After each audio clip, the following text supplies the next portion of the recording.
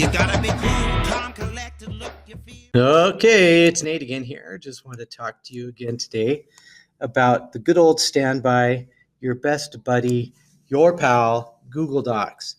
I'm calling Google Docs the best pal because most people are comfortable with, my Microsoft Word or other processors, word processors.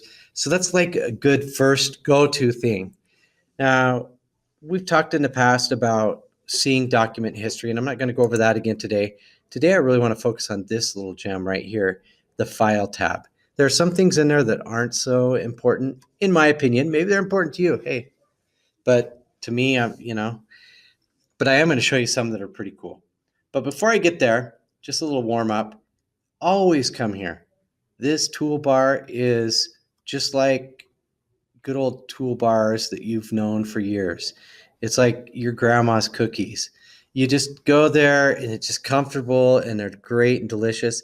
And even if you're not sure what is going on with a tool, you don't even have to act like you don't know what's going on. Just like let your mouse hover. You're like, if you have a buddy and you're like trying to show me like, oh yeah, this tool, I really love it. It's bulleted list. Yeah, you probably didn't know that, did you? And then it shows a little keyboard shortcut. So next time, if you don't want to click, you can just keyboard shortcut. So all of these, pretty familiar to you. And if you're not sure, just pause a second. It's going to tell you what it's for. So your buddies think you're super genius. Like, oh yeah, look at this highlight color. Anyways, let's get down to business. File. This tab, this has got a couple beauties in it, and I want to talk to you about them. I'm just going to skip. Download as is one that you're probably going to want to be familiar with. This allows you to download your Google Doc in different formats. For me, the one that is most useful is PDF document. A PDF is a readable document that's readable on all devices like phones, any kind of computer. And so if you're not sure what type of software your audience is using, you can make a PDF and then attach that and send it out, and everybody can see it unless they're living inside of a cave. We talked about version history before, but let's talk about Move To. This is a way right from here you can organize where this is going to go in your Google Drive. So it just doesn't show up in, a random just list of files. You can actually move it. Another way to do this is up here. You can go, I want to move to at this little icon. Okay, I'm coming back. Publish to web is pretty hot. If you click publish to web, you can say it's going to make this content visible to anybody who's looking at it. It basically makes it like a little website. It's not the coolest website in the world, but if you needed to put an announcement or something up and you're like, hey, go to my website, boom, you can make a website out of any Google document. So that one is useful at times.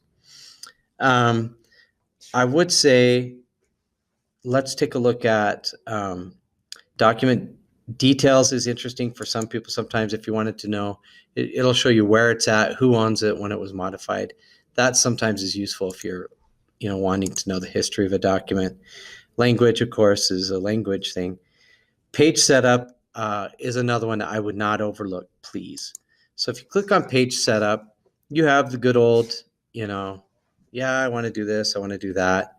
You can set your margins and have a default. One thing I like to do is sometimes get different paper sizes. It just gives it a different look. And then also something that's pretty interesting is you can make like a background color. So if I wanted this to be blue, I'd be like, oh yeah, let's make this page blue. And then it just, I don't know. If you're making something for kids to work with, I would suggest using that once in a while just because, it makes your stuff cooler. And sometimes you just want it to look cool. So take a look at that file tab. That's all I'm going to talk about today because videos should stay under 4 minutes or 5 minutes, and I'm getting pretty darn close. But those are some great tools that will help you. Later this week, I'm going to talk to you about a couple other things to continue souping up your Google Docs. But in the meantime, you guys have a great week. Rock on.